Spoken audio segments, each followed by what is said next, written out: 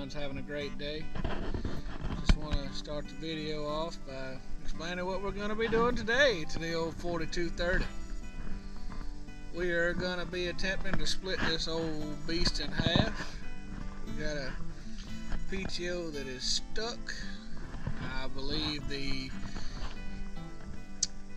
PTO clutches are stuck together, welded together, whatever you call it. I'm not really sure the technical term of it, but the actual driving clutch, transmission clutch I guess, it does allow the gears of the planetaries to grind a little bit, so it's kind of a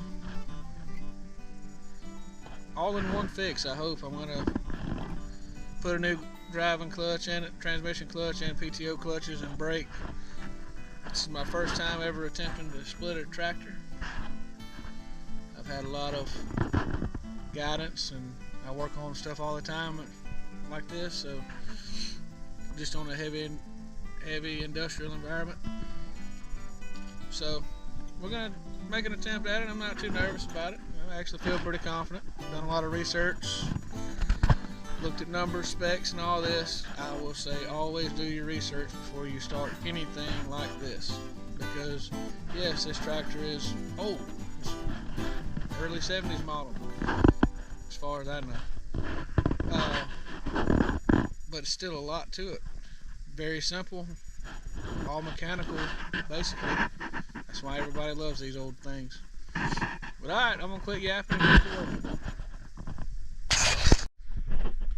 Okay everybody, so first things first, I'm going to take the muffler off, take the hood off, then start disconnecting our hydraulic hard lines and battery cable, of course, all your electrical wires up under here. And there's a shaft in the back, like a key shaft or a hex shaft that runs through the tractor that you have to pull out before you even think about splitting it. So I'm going to do all this. I'm going to time lapse it all. I apologize, I've worked a 12-hour shift last night again, so I am a little dragging and I'm a little wired. So I'm going to do as much as I can. I do have to drain the oil again. Brand new oil, by the way. So $400 something worth of oil and filters and all. Yeah, good stuff. But hey, it's going to be well worth it when I get through.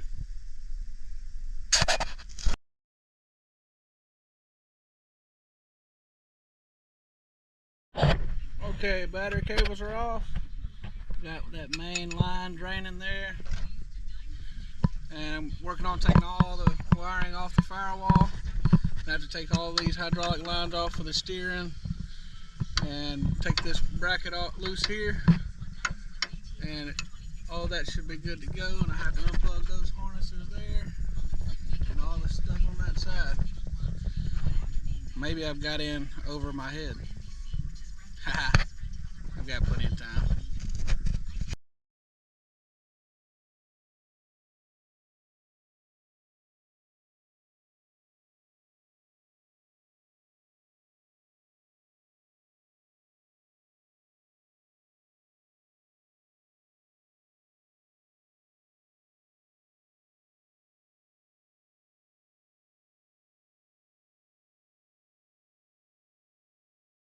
So, little update. Sorry I got a little ahead of myself with the camera and all. I'm trying to get this finished before I have to take a nap. So I have everything disconnected from the firewall, the wired harness, all the hoses. Had to cut that. Gonna replace that one because it's been on there probably since the 70s. I've got all the throttle cable, the kill switch. I've got all of this, the tachometer. All of this is loose. Have to be careful when we pull it apart with that still there. I couldn't take it apart here, so just gonna have to be careful. I do have the other line right here. I couldn't get this on the brake, and I didn't want to roll the hard line or anything in that nature because it did not want to budge. I'm pretty strong, so. And I tried the old hammer trick where you hit the fitting, so I just decided since that's already broke loose, we'll just take that hose off, that hard line should come apart, because it comes apart right here.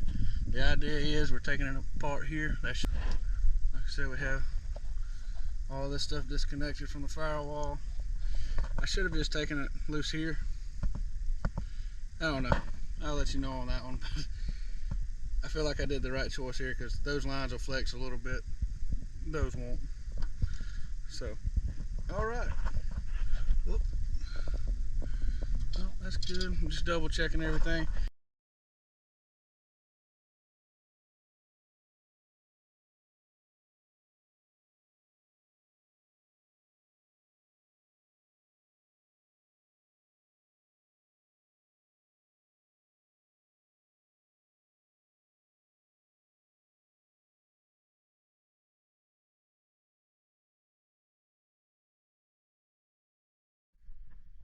So I decided to go ahead and pull the sump drain again so I could clean this steering.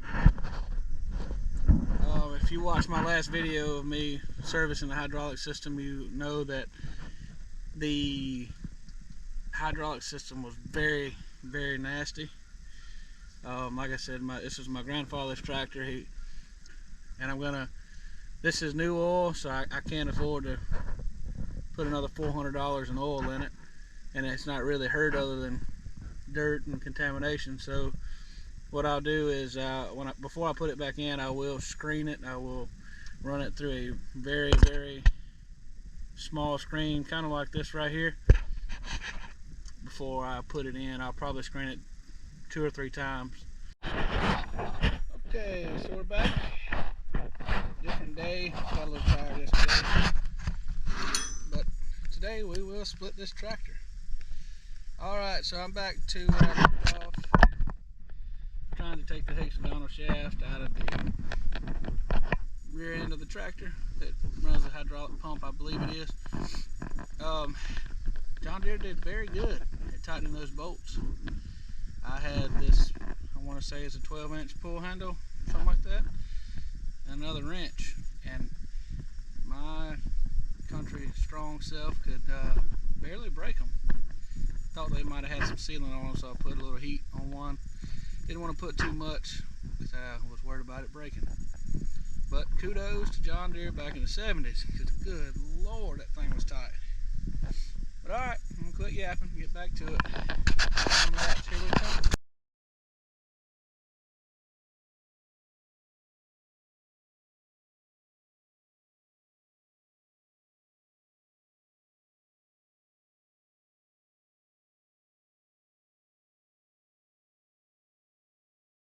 So I know it's gotten a little dark since the last little clip, but